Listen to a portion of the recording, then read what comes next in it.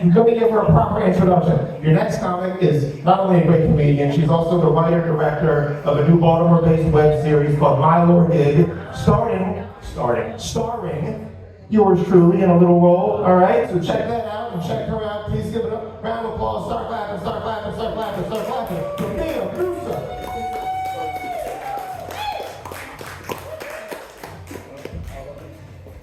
How y'all feeling? Yeah.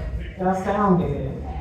I would say y'all look good, just a very bright light. I can't see y'all, but I'm just gonna trust, by the energy. Y'all came out looking and smiling good. Thank you, I appreciate that. This is a costume change, let's just say that. I've had a very long day. My kid, at their school, they do a third grade field trip where they go to DC. But the way my children's school is, they don't believe in taking hiring buses and stuff, So we walk to Penn Station to go, alright? And then we walk around and we decide in the moment where we're going. It's not really organized, but it's so they can be a part of the decision-making process and all of that. So we're down there and we're wandering around, and one of the special things that we're supposed to do is get ice cream. So we went to try to get ice cream, and as we're talking to the ice cream truck man, and he kept pausing, oh, we're not ready for this, just wait a second, we're not, and then at some point he was like, yo, and then this guy ran out the truck and started darting down the street. And I was just like, this is probably just oh, he gotta go get change or something. But then the ice cream man scurved off, or at least he tried to, but the police pulled up and stopped him from doing it. So we just trying to get the kids out the way. We were like, okay, that's not gonna work out. Let's just keep it moving. And we kept it you go to DC, you go to the mall, and it's just all of these food trucks and so we try to go to the next one, and they're pulling off. And then we go to the next one, and they're shut down. And the next one, there's a police officer going in. And I was like, is this an ice cream truck raid? What is happening here? I'm trying to think of all of the reasons why they would have an ice cream truck raid. Then I thought, all of these people are immigrants, maybe ICE. And I was like, no. I was like, they had police things on. And I was like, I thought about it. I was like, ice cream was invented by a black man. Did we go that far with the DEI stuff? They was like, no, we shut this down. Because they had food trucks and the ice cream, but it was only the ice cream ones that was trying to pull off, trying to leave. I'm waiting for it to show up on the news or something. If y'all see something, this really did happen today. I'm very curious. Anyway, talking about the news, tomorrow night I have a show at Block, Baltimore, Washington Boulevard. It's called Black, White, and Red All Over, and it is a show where we kind of, in a fun, interactive way, it's a comedy and poetry show that we look at current events and politics and all that type of stuff. Do y'all mind me testing out a couple jokes on that tip?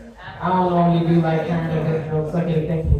Have y'all been following the Remy Papoose thing?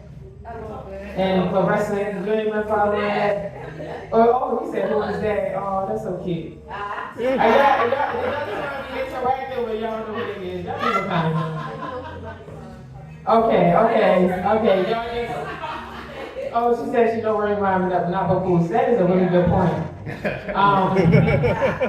Yeah, that's a really good point. Well, Remy Ma and Papoose, they are battle rappers that have been in a relationship for a very long time. And the leading narrative is that Remy Ma went to jail and Papoose held her down. He ain't cheated nothing. And he held her down, and that's been the narrative. And so now they beefing. They still married, but they still live in the same house.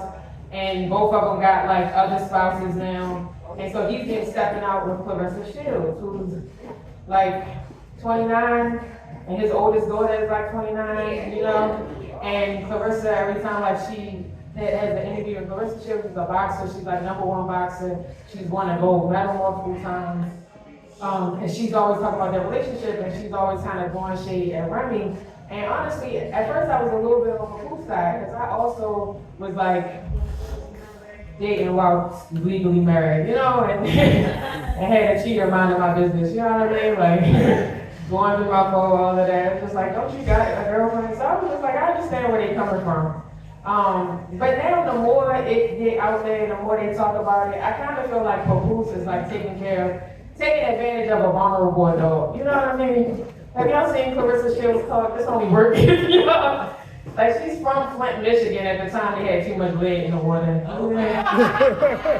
And hitting the head a little bit too many times. You know? I just want to be like, little sis, just stick to boxing. You know? Let's not even go there. It's just like, it's just giving a little touch. I'm like, now I don't know. Like, she big money, you know, and he been living off a woman for some time. Like, you need to, I don't know. I just think we need, you know, I'm like, I think she gonna beat him up. It's like he ever break her heart. But I feel like something gotta happen or give. And Remy might be right on the whole situation. Like, he's a grandfather, you know? And she's got the intellectual capacity of like a 12-year-old. I ain't going, and I don't mean that in a shady way. I'm very proud of her, but I'm just respectfully. Then we got the Diddy trial. Y'all been following that? They said begrudgingly. We tired of hearing of it. I ain't really been following it. That type of stuff I don't really want to hear too much about. But I remember, me and Cassie are about the same age. And I remember when Cassie first came out, when she came out with that single, and I was like, wow, who did she have to sleep with for this gig? And then come to find out it was everybody. I was like, dang, I felt bad. I was like, but I knew it, okay? I'm intuitive. I knew what was going on. But I don't like how they have to put all of these freaky details in the open. That's not what's on trial. Whatever you into, if you into steaming on your nipples, that's on you. You know what I'm saying? Like, that's none of our business. I ain't need to hear that. They just love sensationalizing stuff. But y'all know how I knew he was guilty, and this is the only evidence that gotta be put into case study or whatever. Y'all know how I knew he was guilty? Diddy has 5 solo albums. I need one of y'all to name at least 2 of them. Nobody. I've done this in multiple states now. I'm doing a study. All of them went gold and platinum. Nobody can name them. Okay? That's racketeering and money laundering right there. You know? Like those units was bussy, I'm convinced. That was not record sales. That was not record sales. Life has been real stressful lately. Has anybody been stressed out? Yes. Yeah. Y'all like, I'm tired of talking. It's late. I want to interact with y'all. I was so stressed I ended up getting shingles. I know, old people disease. Yeah, you only get it if you old or stressed. And I got it. I got a flare up and I was like, okay, I need to be able to relax. I need to deal with this stress. And so I went, and you know, I got to like just kind of chill out. I'm gonna chill out. But I had 3 children, okay? There's no such thing as chilling out when you got children. You don't care how sick you are. You could be on your deathbed, and they want you to resolve a conflict about who's gonna be on the computer at this time and who ate the last fruit snacks. They do not care. So I was just like, all right, it's not enough for me to relax. I'm going to have to like do something. I'm gonna have to like use something. And I decided that I would start using crack. Yeah. It made sense at the time. And my friends, because I'm a real shady person, I don't drink, I don't smoke. And they're like, man, why would you go straight to crack? And I'm just like, because I'm smart and I do my research. Okay?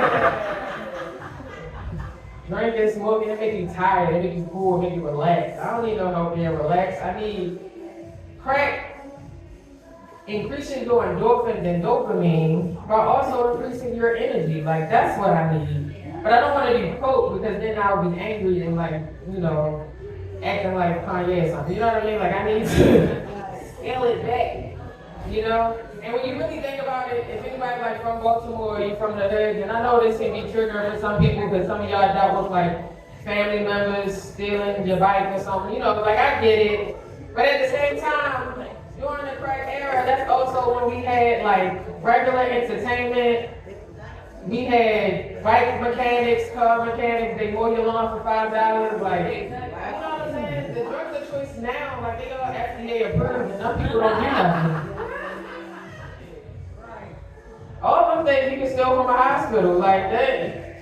Having everybody lean everywhere, like I don't like that. So, you know, and so I was like, okay, what's the side effects? Only side effects was like heart disease, like stress causes heart disease too. You know what I mean? At least I'd be happy.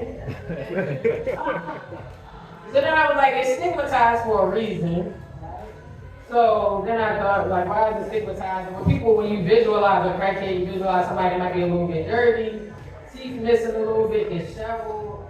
But if I'm outside looking like that and I don't care, like, that sounds like a good thing to me. You know what I mean? Like, if I'm ugly, that's a dog problem. Like, y'all gotta look at that. I ain't gotta worry about that. I'm out there dancing and having a good time. Like, that's as ugly as I want to be. I don't care about that.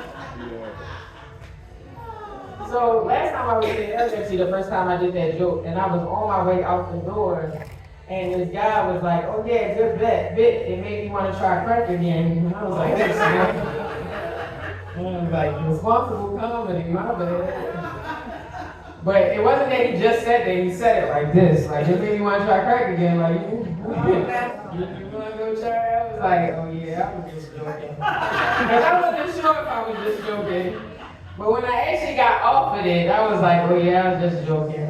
And for those that don't know, he was not black because black people don't do crack no more. And that's how you know it's safe. That's how you know. That's how you know you're not getting locked up for it no more. It's okay. Anyway, y'all, I'm gonna end on that note. Y'all have a good night. I'm glad y'all enjoyed y'all.